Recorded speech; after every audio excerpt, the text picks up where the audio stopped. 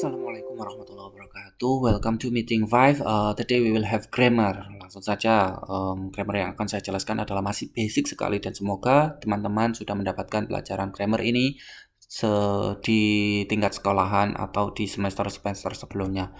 Yang pertama adalah menu hari ini adalah part of speech. Kita akan berbicara tentang noun. Noun itu kata benda, pronoun itu apa ya?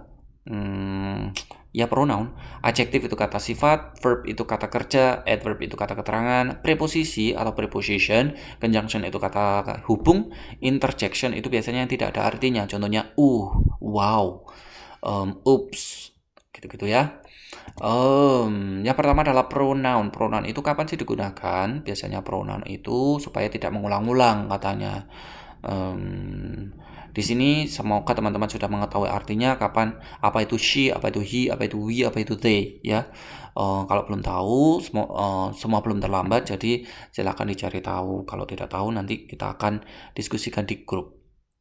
Lanjut. Pronoun as subject. Di sini ada subjek. Yang namanya subjek itu pasti terletak di awal kalimat. Ada I am reading book. I itu subjek. A book itu objek ya. A book di sini untuk mengganti kata a book itu diganti dengan kata it. Some books diganti kata they. John jadi he. John and I jadi we. Siti jadi she. Dan seterusnya. Ada objek di sini. Objek yang namanya objek itu terletak setelah kata kerja. Contohnya, I will tell you a story. Di sini ada kata I will tell you a story. Nah, kita harus tahu kapan menggunakan objek yang tepat. Contohnya, I will tell he a story. Nggak bisa karena he di situ adalah subjek. Jadi I will tell him a story. Di sini kita akan mentransformasikan dari subjek ke possessive. Kapan kita menggunakan I, kata menggunakan you, my, your, you, dan sebagainya. My itu kepemilikan, possessive itu kepemilikan, adjektif itu kata sifat. Jadi my hand itu tangan saya, bukan I hand. Your hand itu tangan kamu, bukan you hand. Oke? Dan seterusnya. Silakan dibaca sendiri. Selanjutnya ada possessive pronoun. Possessive pronoun di sini untuk kepemilikan. Nah, di sini my pen. This is my pen, so this is mine. Untuk mengatakan my pen. Or this pen is mine. This is your pen, so this pen is yours. Gitu-gitu aja. Dan penggunaan kata she dan he, kalau he itu laki-laki, he ya. She itu perempuan. His itu laki-laki, her itu perempuan. Laki-laki menggunakan i, his. Him itu laki-laki. Her perempuan. Jadi her atau she atau hers itu punyanya perempuan. Selanjutnya ada noun. Noun itu kata benda. Ada common noun, proper noun, countable noun, uncountable noun. Common noun ya umum-umum aja. Bisa digunakan untuk orang, benda secara general. Proper noun, bagian dari benda itu sendiri, bagian dari orang itu. Contohnya nama kota, nama-nama hari, itu adalah proper noun. Ada countable sama uncountable. Countable itu bisa dihitung, uncountable itu tidak bisa dihitung. Kalau countable bisa ditambahkan dengan S, contohnya pens, mobiles, glasses, cups. Kalau uncountable tidak bisa ditambahkan dengan S, contohnya milk, water, air, gitu-gitu ya. Concrete and abstract. Konkret bisa disentuh, bisa diraba, bisa dihirup, bisa didengar, bisa dirasakan. Contohnya di situ ada kavi, flower, tune. Nah, kalau abstrak yang tidak bisa apa-apain, tadi bisa ya abstrak. Contohnya time, love, dan sebagainya.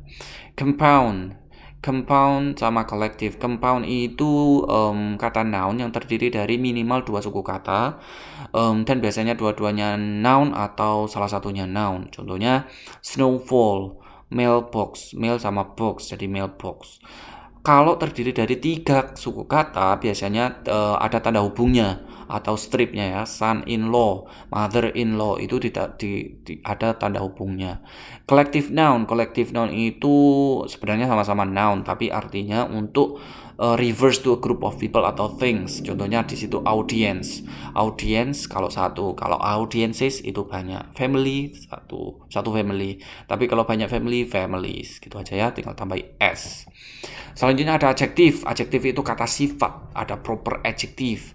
Proper adjective itu biasanya terdiri dari kalau berdiri sendiri bisa jadi noun. Contohnya Indian. Indian itu orang India. Tapi kalau ditambah Indian people, Indian di situ adalah kata adjective atau proper adjective. Di sini ada Indonesian, Indian Ocean atau ocean miliknya Indian ya. Deskriptif adjektif ya cuman untuk mendeskripsikan saja, contohnya good, bad, brilliant, smart, and successful gitu-gitu. Kuantitatif untuk jumlah, biasanya any, little, much gitu-gitu. Selanjutnya numeral. Numeral itu angka. Angka bisa jadi 1, 2, 3, 4 and so on.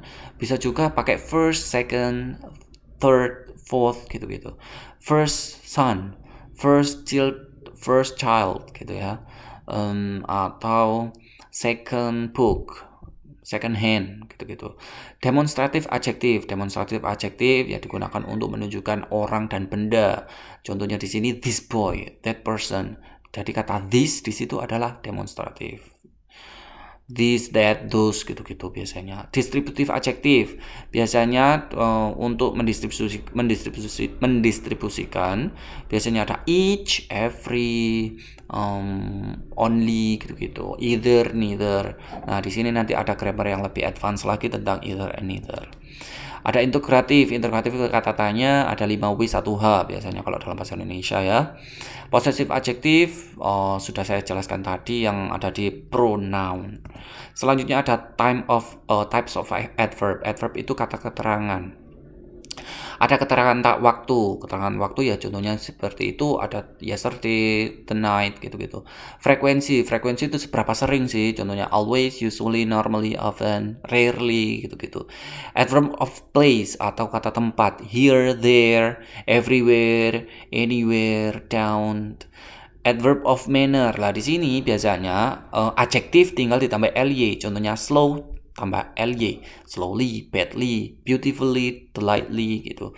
Adverb of degree di situ ada almost, fully, rather, quite, to, enough. Nah, biasanya di situ nanti dihubungkan dengan grammar yang lebih advance, ada degree of comparison. Adverb of affirmation, certainly, seriously gitu-gitu. Tenang aja, untuk adverb ini yang paling sering adalah adverb of manner. Jadi tinggal ditambah ly. Kapan kita menggunakan ly, kapan tidak ya. Dan yang paling penting adalah adverb jatuhnya setelah kata kerja. Contohnya kita pakai yang adverb of manner di sini ya. She dresses beautifully. Dresses di sini kata kerja, beautifully kata keterangan atau ya kata keterangan. Preposition adalah preposisi. Biasanya tentang preposisi bisa digunakan untuk noun, pronoun, atau frasa dalam kalimat.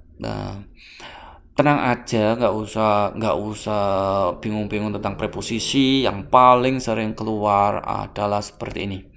Ini penggunaan preposisi. Kapan kita menggunakan in, kapan kita menggunakan on, sama at. Ya, at itu digunakan untuk hours atau jam, at 7, at 5. Kalau bisa digunakan tempat dan waktu ya.